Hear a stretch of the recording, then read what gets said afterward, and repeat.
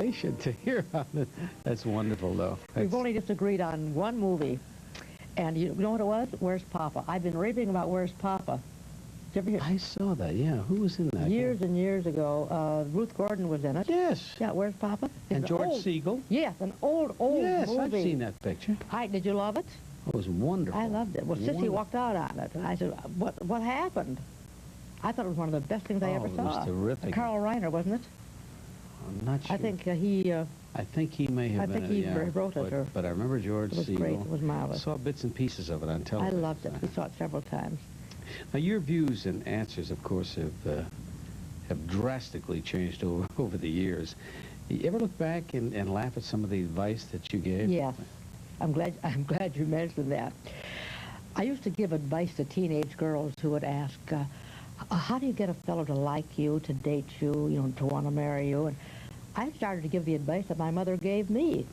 If you want a boy to like you, if you want to see him again, talk about the things that he wants to talk about. Sports. Sports or automobiles. Yeah. Never let him know that you're as smart as he is.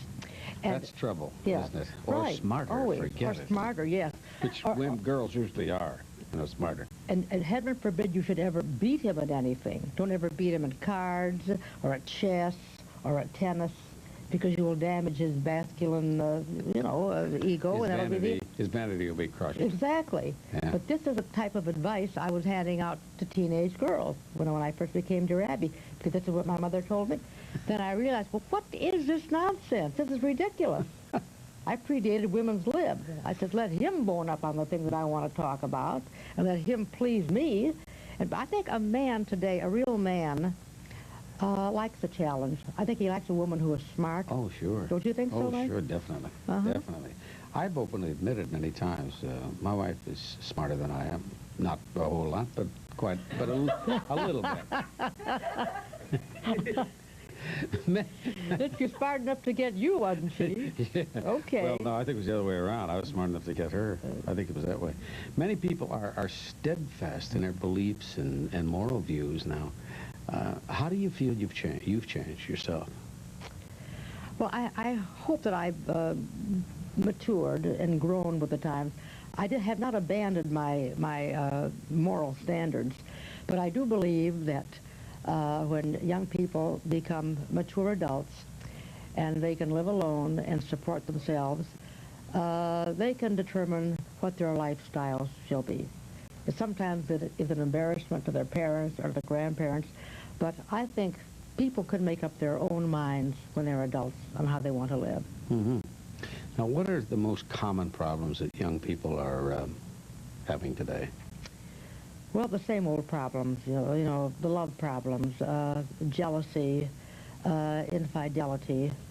But I think young people, thank heavens, are getting out of that terrible drug syndrome that we've been wrestling with. And when you go to a drug rehabilitation center, what do you see? You see people helping people. You see these former addicts saying, look, man, I've been into this, and now I'm out of it, and I can help you. This is the old AA philosophy. People helping people. That's why I think that people are better today than they ever were. There are so many support groups for everything. A woman has a mastectomy, reach for recovery. She's got someone the next day at her bedside saying, look, I've been through this. Look at me. I look great. You can too. Compassionate friends when you've lost a child through death. A network of people willing to help you. I've been through it. Let me help you get through this terrible time in your life. And the drug rehabilitation thing. People helping people. The Rape Crisis Center. Women who have been through it are brave enough to help other women get through that experience. Now, are people more, are there more problems today, or are they just more willing to talk about them? They're more willing years to ago? Yeah, we've always had a lot of problems, but we never, ever This could... medium has opened it up to a lot of people. Oh, television, yes. I mean, they're doing shows now where they're talking to couples, and they're doing shows now where people are just opening up their hearts to psychologists and psychiatrists and telling their all, and with a close-up of them on camera. I think it's wonderful. It's wonderful, but I think people who are in the limelight are I don't know why they want to tell their problems to the world. Well, maybe it'll help someone else Probably. That could be probably what they do.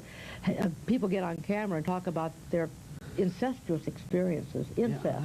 Yeah, I've heard Yeah, they do that. things I can't believe. Well, they do that because they feel that by opening up and saying, hey, I've been there, I can help you, I've survived it, and you can too.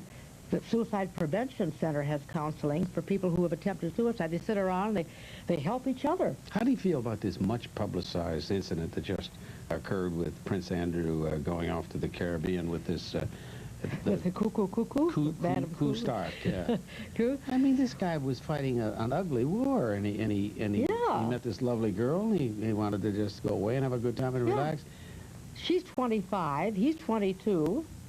Is she older than he? Really? Oh, yes, she's 25 years old. Oh. She's a mature young lady, and they made so much of it.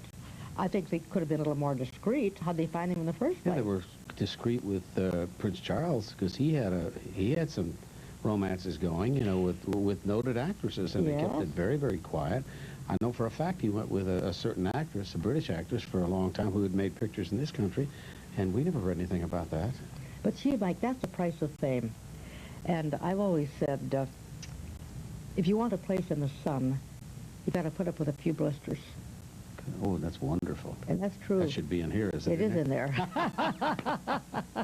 Please stay for our next guest. I'd love to.